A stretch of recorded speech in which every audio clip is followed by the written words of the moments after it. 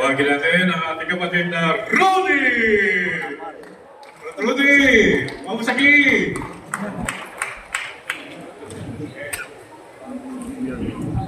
Parang namumula kayo ah. Talaga bang mistiso na kayo, mistisa?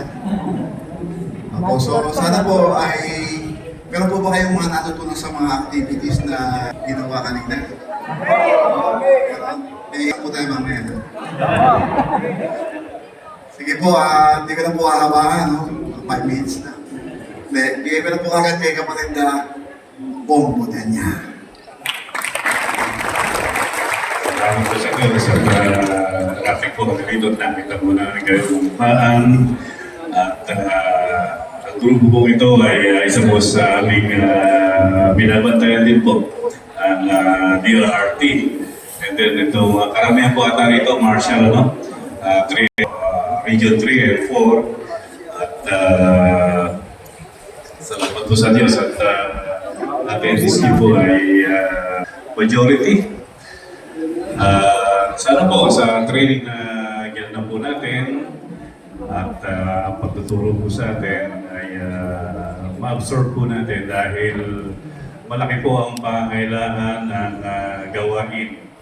At sana po lahat po kayo mali. Magandang hapon po mga kapatid. Ang kapatid po ng Panginoon na nanatili po sa atin. At sa ngalan po ng Kuya Daniel at on behalf na rin ng Ministry of Internal Affairs and Ministry of Education, Culture and Sports.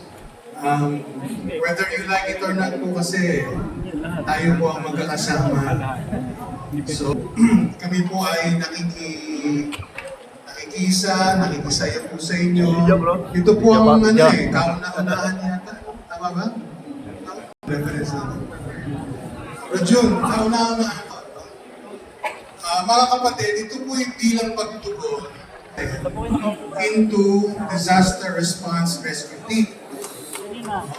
Para mas malaki yung puwersa ng ating DRRT.